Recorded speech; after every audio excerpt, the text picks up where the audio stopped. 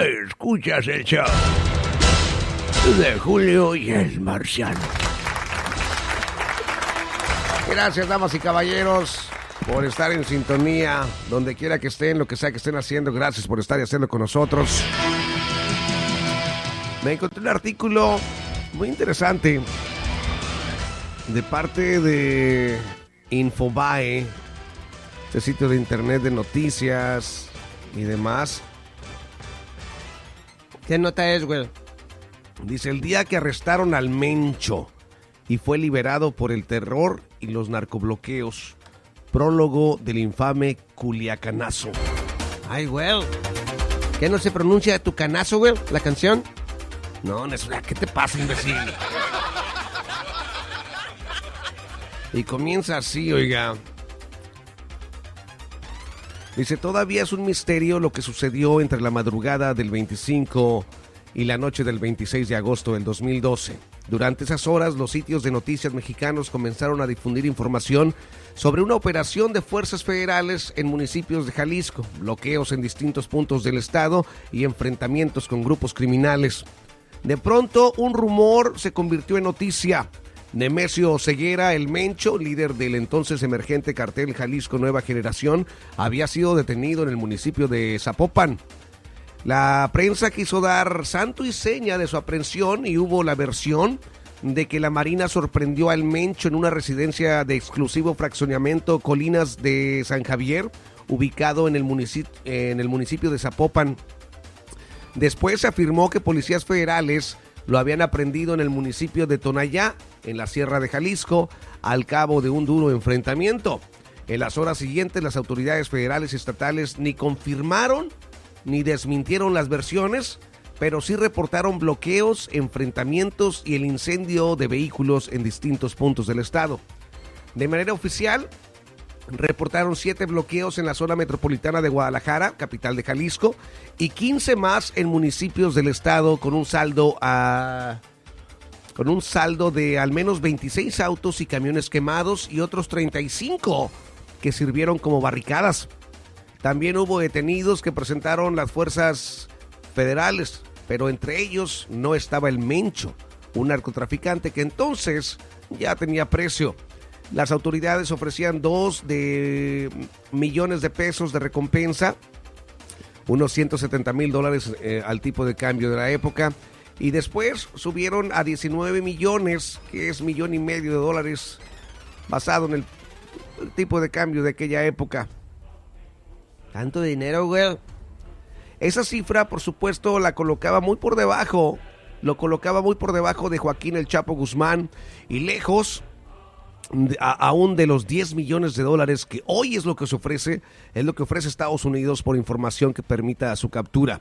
3 años después de aquel episodio, en el 2015, la prensa en México publicó que el Mencho se había sido detenido durante aquellas horas de enfrentamientos y bloqueos, que la Marina lo había entregado a las autoridades estatales y que estas 2 horas después lo habrían liberado. De esta información dio cuenta la periodista Silvia Otero, quien tuvo acceso a información oficial de autoridades federales, esto ya en el gobierno de Enrique Peña Nieto, que había visto crecer el poder y la influencia del grupo criminal liderado por el Mencho, quien ahora es el líder más buscado, es el narcotraficante más buscado de México.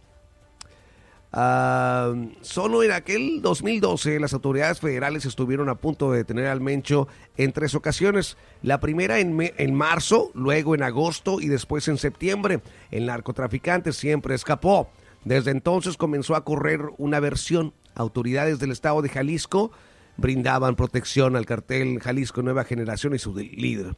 Denuncias de policías, mantas y comunicaciones vía internet de grupos de la delincuencia apuntaban hacia el entonces secretario de Seguridad Pública de Jalisco, Luis Carlos Nájera.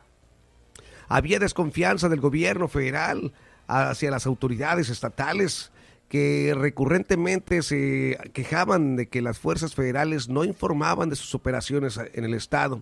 La reserva creció luego de una fuerte operación en Zapopan en marzo del 2012. Las fuerzas federales habían ubicado un domicilio donde presuntamente se encontraba el Mencho. No pudieron detenerlo, pero en su lugar detuvieron a 12 operadores, entre ellos a uno de los principales líderes del cartel Jalisco Nueva Generación, Eric Valencia, conocido como el 85, quien por cierto fue liberado en enero del 2018. Para esta operación, las autoridades federales utilizaron helicópteros artillados y cercaron un perímetro de 5 cuadras a la redonda del domicilio ubicado en la esquina de las calles Pisis y Paseo de Rocío en las colonias Lomas Altas. Cierren y desaparezcan de aquí, ordenaron militares vestidos de civiles a los comercios de la zona. El enfrentamiento fue feroz durante casi media hora y se extendió hacia otras zonas de la ciudad, donde hubo reportes de al menos 16 bloqueos, incendios de vehículos, balaceras y 3 civiles muertos. De nuevo hubo la versión de la captura del Mencho que la Procuraduría Federal de la República desmintió, pero las autoridades confiaban en que el cerco en torno del narcotraficante era cada vez más cerrado y muy pronto ocurriría su detención. En aquellos días jugaba a favor de las autoridades la ruptura entre el CJNG y el cártel de Sinaloa, que por diversos medios, mantas y sitios de internet informaba que ya nada tenía que ver el grupo del cártel de Sinaloa con el del Mencho. Entre ambos cárteles se había roto la alianza que en un momento había formado para combatir a los Zetas. Hay que recordar que antes de ganar fama como el cartel Jalisco Nueva Generación, al grupo del Mencho los llamaban los Matazetas y actuaban bajo el cobijo del cártel de Sinaloa. Pero en el 2012 su asociación terminó. Incluso hubo versiones de que gracias a información del cártel de Sinaloa, las autoridades federales habían podido aprender al 85 y su lugarteniente Otoniel Mendoza, conocido como el Tony Montana. En las mantas que aparecían en Guadalajara y su zona metropolitana, los mensajes que se atribuía el cártel de Sinaloa afirmaba que ellos nada tenían que ver ya con el Mencho, y los hermanos Rafael Ramón y Jesús Santiago Álvarez Ayala, detenidos al finales de 2012, sus principales operadores entonces. Chale, qué despapalle, güey. Una historia de balazos, violencia y traición, güey. La gente del Chapo en Jalisco acusaba al cartel Jalisco Nueva Generación de extorsionadores, secuestradores y asesinos de gente inocente. También denunciaban la protección de autoridades locales para el Mencho y su grupo. Nunca hubo información respecto de una posible investigación contra autoridades del Estado, pero en el transcurso de aquel 2012 los operativos de las fuerzas federales se desmarcaron de los policías estatales ante la pública inconformidad de las autoridades locales. La incógnita jamás revelada.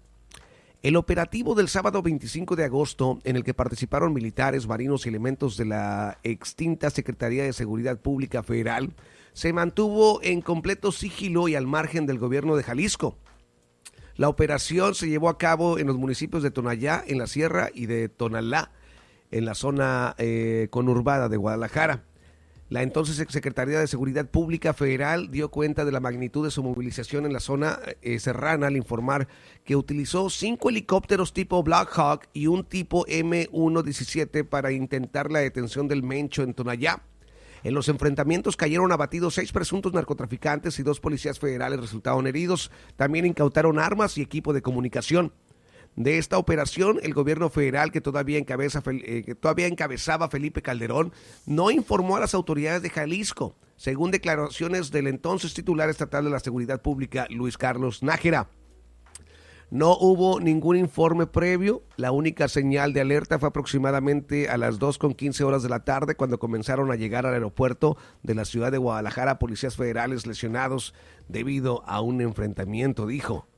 Chale, güey, lo estaban haciendo a escondidas de la policía, güey, porque los policías le avisaban a ellos, güey. Algo así. Pero 3 años después, en julio de 2015, un informe confidencial llegó a las manos de la periodista Silvia Otero, quien informó que la Marina sí había detenido al Mencho en Zapopan en agosto del 2012 y lo había entregado a las autoridades locales. Estas, sin embargo, lo liberaron 2 horas después.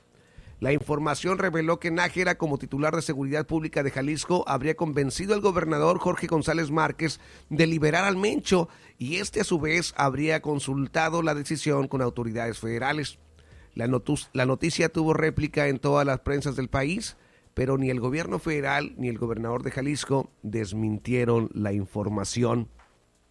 El tema nunca más se abordó en la prensa nacional y nadie investigó los vínculos entre las autoridades de Jalisco y el cartel de Nemesio Ceguera. El 21 de mayo del 2018 en Guadalajara, Luis Carlos Nájera, el extitular de Seguridad de Jalisco, después fiscal del Estado y luego secretario de Trabajo en la misma entidad, fue blanco de un ataque armado cuando estaba en un restaurante de la zona conocida como Chapultepec. El funcionario pudo escapar, pero 9 personas resultaron heridas, entre ellas 2 de sus escoltas. Él, por su parte, renunció a la función pública luego de 2 gobiernos en funciones y de reconocer entre sus atacantes a miembros del cartel Jalisco Nueva Generación. El 17 de octubre se cumplirán 2 años del Culiacanazo, el operativo fallido del gobierno federal en donde Fuerzas Armadas mexicanas tuvieron a Ovidio Guzmán, uno de los hijos de Joaquín Chapo Guzmán. Ese mismo día lo dejaron en libertad después de la ola de violencia que se vivió durante el bautizado Jueves Negro. Ovidio Guzmán es el primero de los 4 hijos del Chapo, tuvo con su segunda esposa Griselda López Pérez. Al hijo del Chapo se le identifica como un miembro activo del cártel de Sinaloa y enfrenta cargos ante el gobierno de Estados Unidos por conspiración por traficar cocaína, metanfetaminas y marihuana entre el 2008 y el 2018. Chale, güey, ¿crees que pasó lo mismo, güey, con el Mencho, güey? Pues es lo que dan a entender en este artículo que me mandaron y muchísimas gracias por compartirlo con nosotros. Es algo, de lo que a veces no se tiene mucha información, pero de repente sale años después y uno se va dando cuenta la telaraña que está sobre todas estas identidades. La fuerza que en verdad tienen estos personajes del mundo del crimen organizado y el por qué el gobierno de Estados Unidos ahora ofrece hasta $10 millones para dar con el Mencho. Y es algo impresionante porque se da uno cuenta, Marciano, del poder que tiene esta persona por la cantidad de recursos que están dispuestos a dar los gobiernos para su detención. Es lo mismo que se pedía, creo que por el Chapo, es lo mismo que se pedía por Osama Bin Laden, güey. ¿A poco sí, güey? Sí, nomás para que te des cuenta de la magnitud del alcance de estos líderes del crimen organizado que no solamente están aquí en Estados Unidos, están en México y están en Europa, están en Asia, están en África, están por todos lados. Es increíble. La neta sí, güey. ¿Pero crees que algún día lleguen a agarrar al Mencho, güey? ¿Quién sabe? Digo, ahora nos damos cuenta que sí lo habían agarrado ya, pero lo tuvieron que dejar ir porque básicamente pasó lo que el cartel de Sinaloa hizo en Culiacán el Jueves Negro con la detención de Ovidio. Chale, güey. Como dice el presidente, güey, le salvé la vida a muchas personas al dejarlo libre, güey. Es lo que él dice. Damas y caballeros, gracias por seguir con nosotros aquí a través del show de Julio y el Marciano. Tenemos que ir al corte musical, comercial y regresamos con más, no te vayas.